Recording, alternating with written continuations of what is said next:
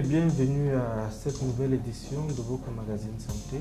Aujourd'hui, nous allons parler de l'infertilité chez la femme et particulièrement les causes et les traitements de l'infertilité chez la femme. Tout d'abord, nous n'allons jamais parler d'infertilité sans redéfinir l'infertilité, alors la stérilité d'un couple.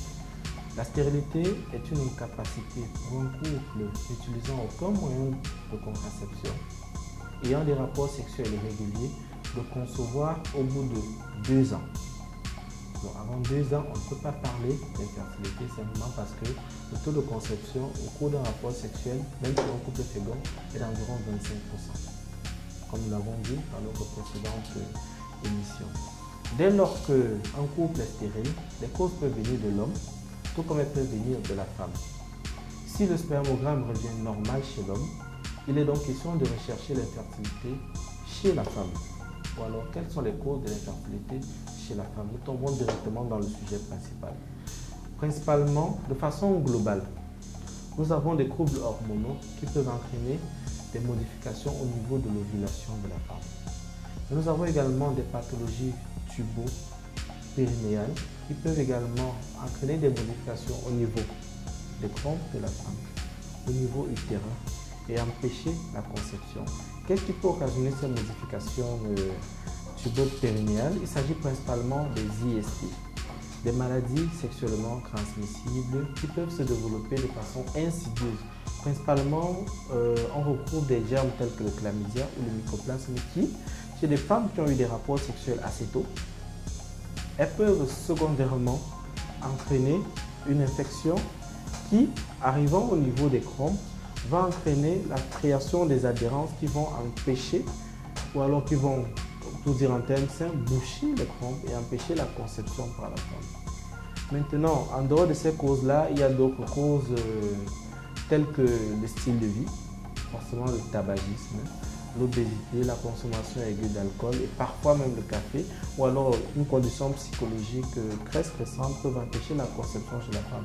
Mais dans certains cas, aucune cause n'est retrouvée.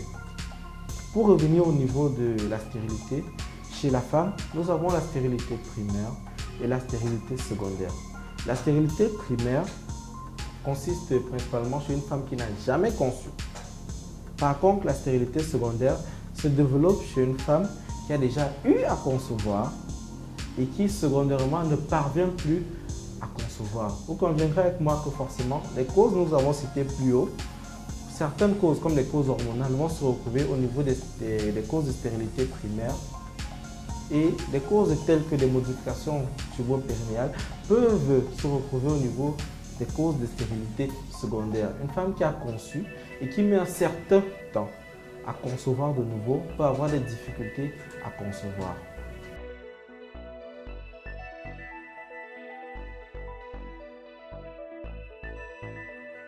Parlons du traitement. En fonction de la cause, il y a des traitements qui peuvent être proposés. Principalement, si on parle des causes hormonales, après une consultation chez votre gynécologue, s'il y a un bilan hormonal qui est fait et qu'on constate qu'il y a une modification hormonale, un traitement hormonal substitut peut vous être prescrit afin de réguler ce problème hormonal-là et favoriser l'ovulation, donc la conception. Par contre, au niveau des modifications tubo-périnéales ou péritonéales, il y a des traitements qui peuvent être proposés également en termes de chirurgie, par la chirurgie ou alors par la chirurgie ouverte, pour entraîner une libération des trompes. Parce qu'il y a une adhésiolyse telle qu'on le dit, c'est-à-dire toutes les adhérences ou alors toutes les couches qui sont formées au niveau des trompes, qui empêchent la conception, peuvent être enlevées de façon par la chirurgie cœlioscopique, c'est-à-dire sans ouvrir le ventre, ou alors par la chirurgie conventionnelle. Mais revenons au niveau des causes également, les MST qui ont été cités plus haut, qui peuvent occasionner une infertilité chez la femme secondaire, même primaire dans certains cas, peuvent être traités, diagnostiqués d'abord par des examens et traités de façon convenable par une antibiothérapie efficace afin de favoriser la libération de ces trompes-là, donc favoriser la conception.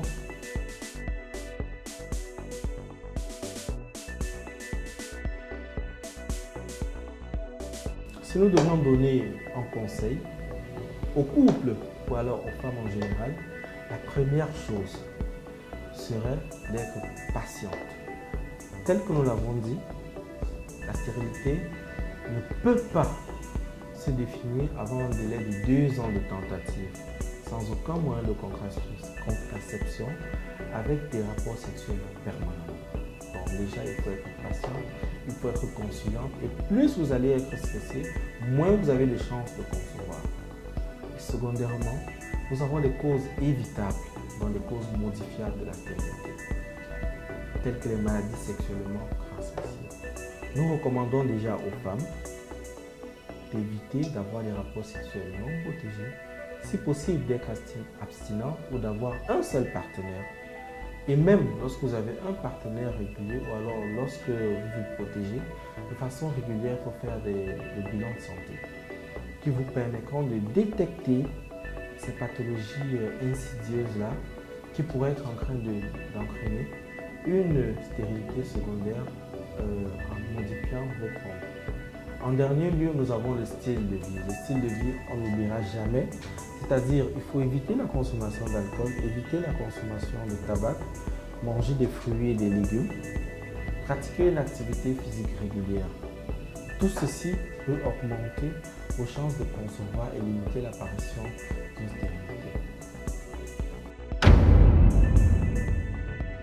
Ce programme vous est offert par e-santé Cameroun.